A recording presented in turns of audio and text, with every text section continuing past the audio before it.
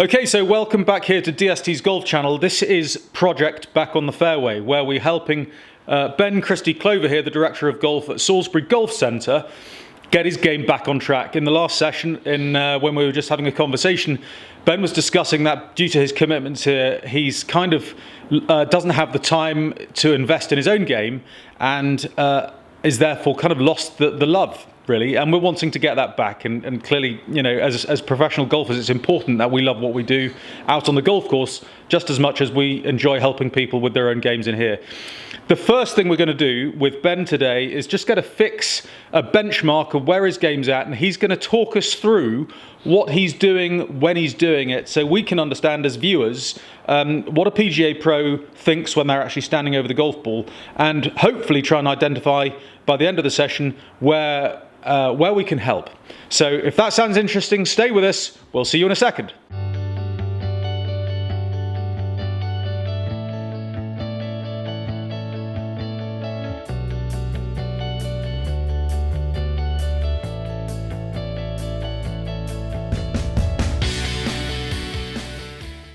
Okay, so Ben, what are you thinking about this whole project that you started now? Because I mean, you started it, not me. So it's kind of like it's set in motion. Very true.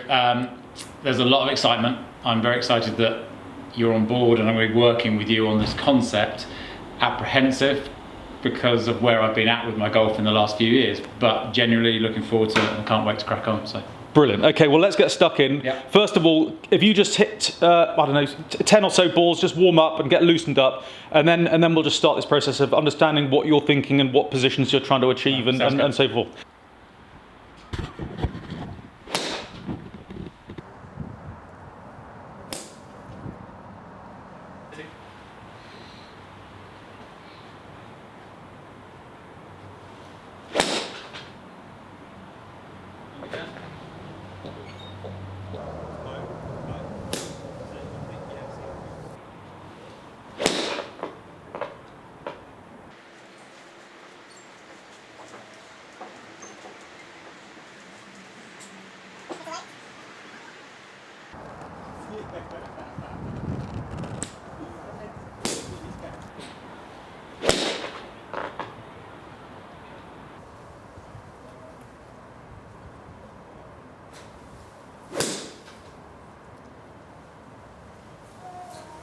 Ben, you've just had a chance to hit 5 or so balls, get a little bit loose. In the next few balls, as you stand over the shot, can you just try and talk us through what you're trying to achieve, how you set up, what positions you're trying to hit? Okay, and then we'll work from there. Yeah, sure, no problem. So you've got something like a 9-iron. Yeah, so I'm hitting 9-iron. I've got a couple of flags out in front of me here, which the mat's lined up with, so that's going to be my target spot. Always generally do the usual thing, step back, pick a spot in front of the ball, line myself up with my target, take the wind into consideration. Stock shot would normally be a soft draw with the irons. The longer the club, that starts to leak into a bit of a fade, which is then where the issues come with the driver later on. But yeah, so I set up over the ball, I picked my spot, gone through my usual routine, and to be fair, around about now, if it's a 7-8 or 9-iron, I'm feeling fairly comfortable. I don't hit it long, but I feel like I can get it out there, and I feel like I'm going to hit the green the majority of the time. So I don't step up over these shots with any real negative thoughts. Step up over the ball, really just trying to get myself very comfortable over the ball, so I feel like I can take the club away nice and smooth. And once I'm over the ball, I tend to sort of just set the club in this position here, where I'm just trying to hold the hands in front of the club head, get the club shaft parallel to target, and it's kind of almost like a little lead for me, just to set the club.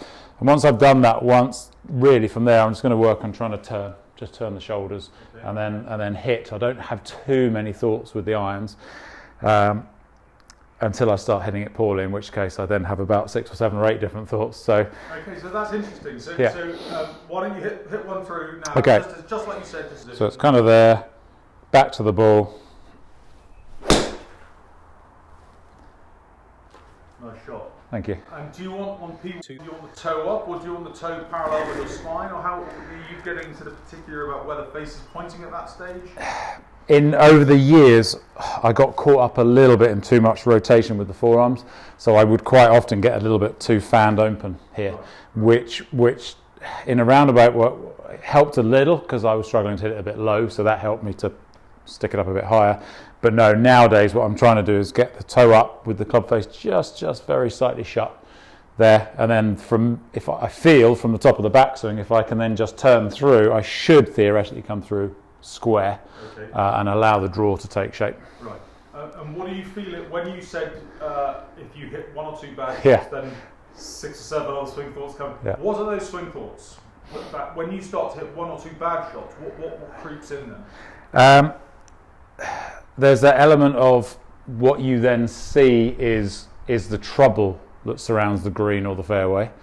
And that's me personally. I just suddenly go from seeing the flag or seeing the green to then seeing where I don't want to hit the golf ball. Right. So there might be a bunker on the left and a lake on the right, and I'm thinking, well, which one of those is the worst miss? The less two evils. So what would then end up happening is, and this is through my own kind of assumption, is I get a little bit static in the body. I don't turn as much, and I try almost to kind of guide the ball to the target. Steering it there. You then lose a few yards, definitely, from steering it. The strike just disappears a little bit, and then all of a sudden, playing off back tees, white tees on some of these courses, you're stood there hitting ridiculously long irons. Massively, the moving water then, aren't you? Yeah. Okay, so let's hit some more shots. Okay. So you'll see it's very similar. It's kind of over the ball, one set position, back to the ball, and turn. Well, there's nothing wrong with that. I mean, that looks... It's out the middle. It's solid. It's a touch left of my target line. I can feel myself maybe just pulling it a bit, but that already would set the alarm bells running just a little bit, because I know with a very slight pull, that's going to hit the green. I know that. It's nothing more than maybe 30 foot, 25 feet. But that's with my 9-iron. Yeah. Already I'm thinking, once this and this come out the bag, that turns into a bigger dispersion, and all of a sudden I'm missing fairways or bringing trouble into play. Okay, so let's go there then. You've hit a few 9-irons. Yep. Let's go to, say, a 5-iron. Okay. And just make the swing a little bit sort of clearly, there's more centrifugal force and speed with a 5-iron. So any faults are going to be exaggerated with the longer the clubs get, right? Yeah. Okay, so let's hit some shots with the 5-iron. Ball a little bit further forward in the stance, feet a little bit wider. Other than that, I just still try and work on parallel lines, get the club into P, as we were talking about just now. And I don't want to get too caught up. So in my head, it's kind of the same. It's the same swing. Great. Well, so far, Ben, you've called us in on the false Absolutely not. Trust me. It's like, well, I suppose. Let us know when you want to help. I suppose from a professional perspective, so I work with 2 or 3 guys here that are very talented players and coaches.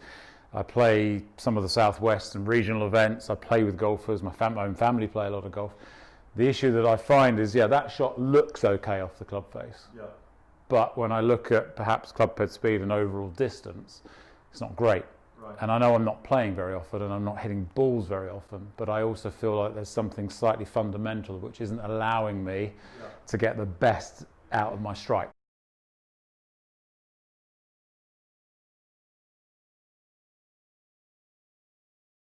Okay, so there's a sort of a slight confidence issue coming in here, which is when you're standing over a shot, you're because the trust element, I think, is what you're saying, isn't there necessarily? Yeah.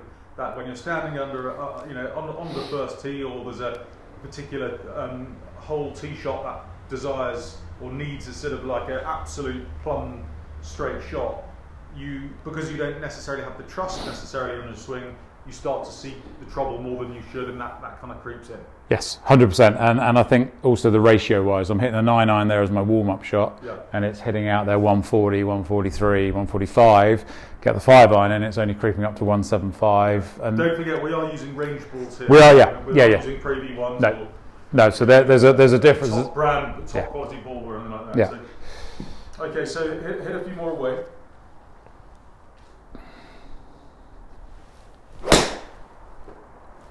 Okay, so that was better. That's more That felt better at impact. That felt a better ball strike and a better flight. Yeah. I don't know how I achieved that, in all honesty, because I felt like I did the same thing. Yeah. But in the back of my head, honestly, I'm thinking, you know, when's that slight pull gonna come?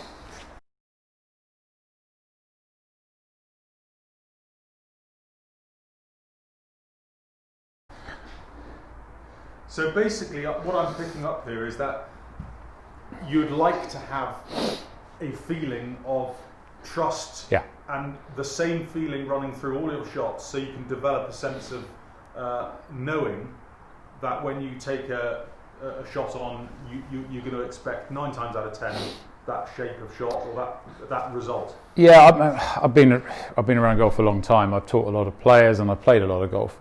I know it's not that easy. I know you can't just stand up on a hole and have the same swing and just, oh look, fairway, green, fairway. It doesn't work that way. But it's the inconsistencies in the feelings. It's the inconsistencies in, I feel like I'm doing the same thing, and yet the ball's not coming anywhere near the club, anywhere near the sweet spot. Right. And my dispersion and my distance is deteriorating. Okay. And to me, I feel like I'm doing the same thing, but in my body, I'm definitely tightening up. I'm definitely trying to guide the ball. Okay. Standing here with you now, it's quite relaxed. I'm just hitting a few balls, and it's quite nice that on camera there's a couple of good shots as well. Yeah. But I just sense the fact that I feel like there needs to be a clearer picture of what I'm trying to achieve. Okay. So let's ramp it up a bit. Let's go to what you yourself call Did your you see me swallow then? That was yourself. Okay, so let's go to the driver and see Okay. if things stay the same or if the odd wayward shot creeps into here. Okay, so for those that know me, this is not a favoured club, to the point where it won't come out the golf bag. Right. Even now, standing here, I can feel myself slightly like, oh, I've got to hit driver. Coming out in hives. There's a camera 12 feet away below below the level of the play. So okay. Sit away and just go through the normal pre-shot routine that you go through to play off the first tee. Okay, so I'll talk you through it a little bit. I've got a fairway, I've got my target line. I want to hit fairways. I like to picture a draw, but with the driver it definitely turns into more of a fade. So I would probably bail out a bit, aim a little bit down the left, and just hope that the ball faded back into the middle of the fairway. I don't like that shot, but I feel like that's going to happen more often than not.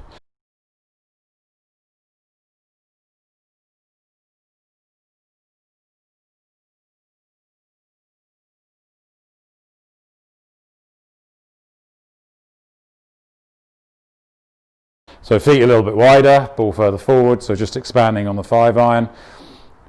Again, trying to set the club. I might try and get a little bit more rounded, a little bit flatter with the driver. That would possibly come into my thinking. So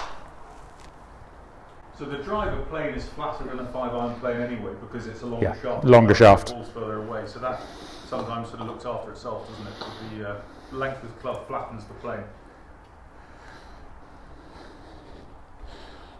Okay. I don't feel ever with the driver particularly comfortable at setup. Right. Whether that's a slight apprehension or a slight fear of what could happen, or whether I'm actually in the wrong position. Right. I don't know. I feel a bit too far away. I feel a bit awkward. Whereas with a 7, 8, 9 iron, I feel really comfortable. Okay. Pitching, chipping, really comfortable. Yeah. With this, you'll see me faffing around. I'm trying to get comfortable. I'm trying to find something. And then straight into my usual position. Right.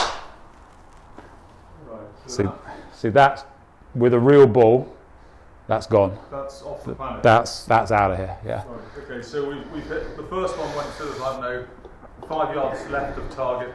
The second one went 35 yards. That's very kind.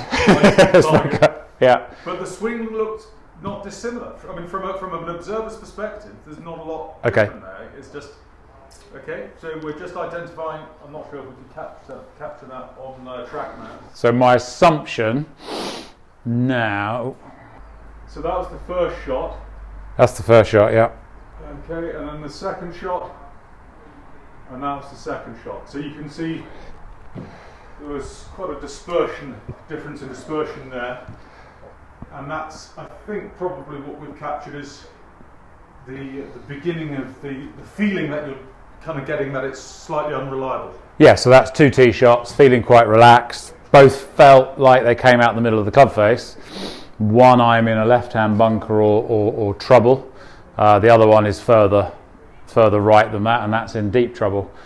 And that's my first 2 tee shots potentially of the day with the driver. One way left, one way right. So now I'm thinking I might go one more, or I'll drop down to the 3-wood.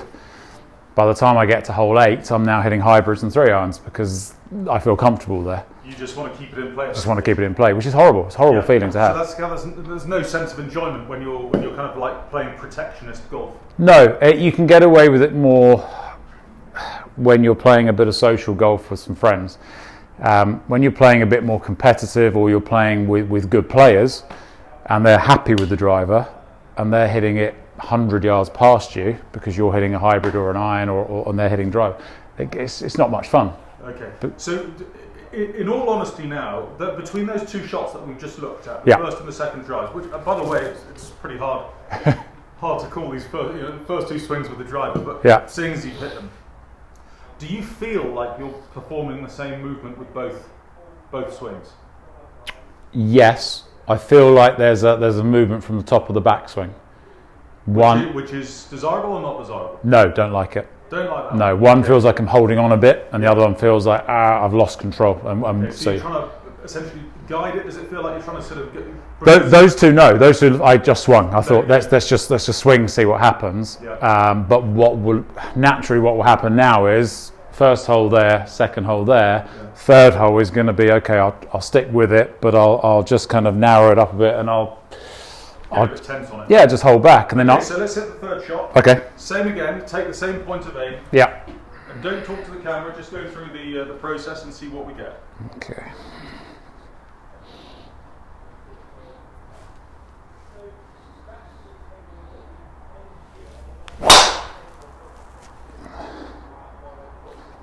See, that looked to my eye as if you've got a bit started a bit quick from the top. Yeah. And that kind of, I think, will bear out. Let's just get the camera on the TrackMan screen. The third shot there was slightly lower left, would you say? Yeah, slightly low, slightly left, but the way my head's working is I'm happy, it's on the fairway, it's gone 240 in these wet conditions. Yeah. But you can see even club head speed, 96 miles an hour. I'm not small, keep fit, I'm pretty strong. I should be having a club head speed of 100 plus. Yeah. But because there's that doubt there, it doesn't happen. Okay. So do you think we've done enough now to have a look at your swing? Yeah, please, yeah. Okay, so now we've had a chance to look at Ben's swing and allow him to warm up and hit some shots. We can just about get a sense of what he's thinking, how he's moving, and see the slight inconsistencies between a few shots there. And that's, I think, probably what's causing the sort of the anxiety to creep into the game, and therefore the sort of steering the golf ball around a golf course. And there's always that just hit it mentality. Stop thinking, just hit it. Yeah. But when you're losing the ball left and right, and you feel like you're not hitting off the middle of the club face, and there is trouble, and you've got a scorecard in your hand, and all of those things, it's very difficult to stand there, in my mind, and just hit it and solve the consequences. I end up thinking, and you end up with lots of different movements and positions, trying to get it right. That's the important bit. Yeah. So you revert to wanting to achieve certain positions in the backswing to fix what's going on out there. You start to tinker with where you're wanting to get the club set in certain positions. Definitely. If you speak to playing partners of mine, pros I work with, they will tell me just to stop talking about the backswing, because it becomes a real, a real fixation of mine to get the club in the right place, believing that if it's in the right place, I'll hit a good shot. Yeah. And quite often they'll say, well, the backswing looked great, but the ball's still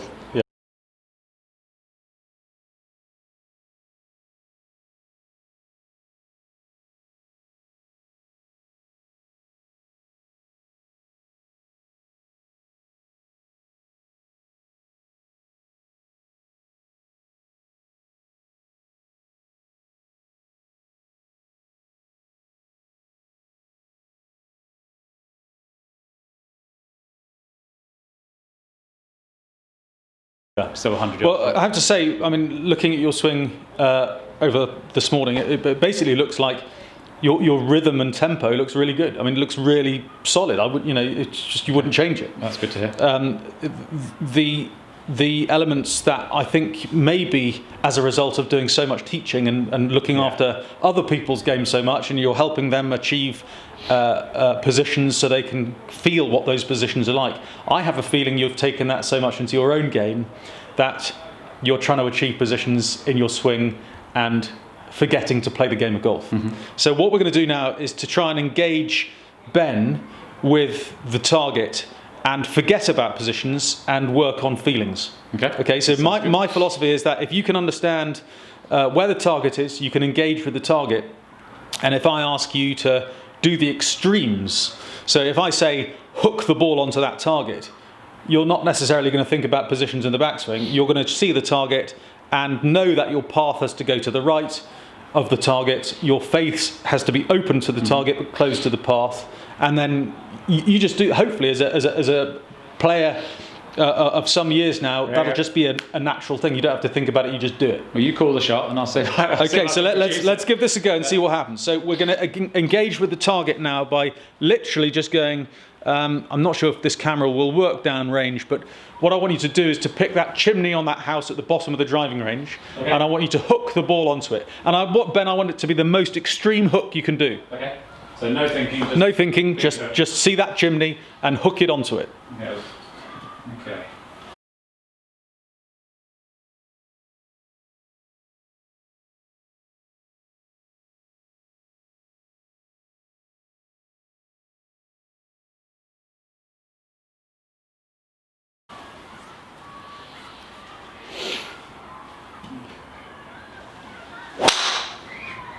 Look at that. Should we stop and go for a coffee? Thanks very much. Okay, right. So what you've just done is the most natural way of approaching a shot, going, that's my target, I want to hit a certain shape and to achieve that kind of feeling, and you've just absolutely nailed it. Okay, now... I couldn't do that on a golf course. Well, you say that. Yeah. You say that. Okay, but if you compare how you approach that shot, compare that to how you approach that shot to how you stand on the first tee normally, with maybe lots of sort of position thought processes and backswing positions in your mind. First tee's clearly the worst. You're thinking about the round, but then for me it's what could go wrong here. Okay, so that's one extreme. Yep. You've just nailed it out of the button. Okay, right. So what I want you to do now, and I know, can you slice one onto that chimney without getting too close to this, or is it? Okay, so exactly the same. I want you to slice one, biggest slice you can hit, and land it on that chimney. And if you can hit the side netting, even better. Start it on the netting, big fade, big slice. Yep. Almost. That was caught on camera. That came back with interest. Well, the start line was brilliant. The start line was fantastic. Okay, so let's do that again. But okay, let's just for security's sake, safety's sake. Do you see the yellow flag in the middle? So just to the right of that fir bush, bush of fir trees there. Nice big cut. Nice big cut. Biggest you can hit. Well, it's a fade, and it's faded onto it. Okay, so I want you to do one more massive hook onto the chimney, same pointer's aim as the first shot. Big hook. I want you to, the biggest hook you can hit.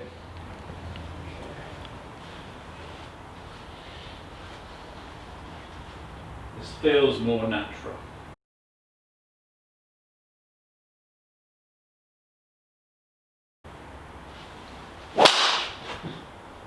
Okay, you slightly overhooked it, which is fantastic because that's kind of what I asked you to do. And now one more slice onto the fir bush. Okay, so what we're doing now is basically just forgetting any technical thought and engaging with the target. Yeah, that was interesting then. The hook felt more natural, the slice feels more unnatural, and yet the slice is what will happen when I tighten up on the golf course. Okay, that was manipulated quite a lot. with the hands. That almost had a Seve finish to that one. But that was great. So what we've done there is to forget any technical thoughts about the backswing and purely go on feel. There were no thoughts there. Okay, and what we've asked you to do is to look at the most extreme feeling of a hook and the most extreme feeling of a fade. And if you can feel the path to hit a slice and the path to hit a hook with the club face that produces that shot shape, it means that you've got feelings and you can understand what those path and face feelings feel like to deliver that shot shape. Okay. But Ben, having hit those exaggerated hooks and exaggerated slices, what did you feel? It's a picture. Yeah. You told me what you want. I can see the picture. In my head, it's just a big red line. I can just picture a big red hook or a big red slice onto a target. Onto the target. So you're engaging with the target. Yeah. You're feeling a shot shape which delivers a path and a face angle, and then you execute. Yeah, and then it's purely on feel. It's purely on feel. Right, so you're engaging with the target and producing a feel. Yeah, stop smiling. I know where you're going with this. Okay, where am I going? Well, it's lack of thought, isn't it? Stop thinking about swing positions and just concentrate on the shot in hand and what you want, where you want the club. I would say if by going back to where we were at the beginning, if you're rushing off the lesson tee and you're still kind of half a mind stuck in the last lesson you delivered, which I know happens because all the time. I think a lot of pros can relate to that. You're standing over the first, the ball on the first tee, and you probably haven't played in a few days, or maybe even a week, more than a week, a lot more. And you're making a swing, and you're thinking almost hoping it goes straight, right? And yet, when you get rid of all those swing thoughts and see a shape and engage with the target, you've got positive thoughts going through your mind, engaging with the target, rather than negative thoughts thinking about hitting positions and being somewhat aware of what it looks like. Totally. What we've just done is take you out of what you do normally. There's no technical thoughts in the backswing. You're just simply engaging with the target, and you've managed to do that pretty much on demand. You've hooked one onto a target, you've sliced one onto a target, and you've actually just pummeled one dead straight. So on demand, you know where the face is, you know where the path is. Okay, there may be some one or two sneaky shots which aren't helpful. We've seen a block and a snap hook, which don't instill confidence with you when you're on the golf course. I would say, and I think you know me well enough now to recognise that the golf swing is only about controlling the club face until after the ball has been struck. Correct. So if we can manage to control the club face by reaching full extension after impact instead of at impact or minutely before impact, we're controlling the club face for that 6 inches, 12 inches through the ball, and that gives us consistency. So what we're about to do now is to go into a whole series of drills and exercises that we'll work on consistently over the next sessions that we're doing on projects back on the fairway. And by the end of it, I think you're going to be standing up on the tee knowing where the drive is going to be going. And I think we're going to bring that enjoyment and that love of the game back. I certainly hope that's the case. I think you've seen enough there to see why there's a lack of enjoyment, certainly with the driver. The irons feel okay, but I'm very, very keen, very excited to try and fix this with the driver. So in our first range session, we got an insight into where Ben's challenges lie. We identified that he plays differently with his irons than he does with his driver. He prefers to draw his irons, yet he chooses to fade the driver. Yet he freely admits that when he stands over the driver, he feels uncomfortable and he struggles. Yet when we asked Ben to hit some hook shots, he said it felt much more natural.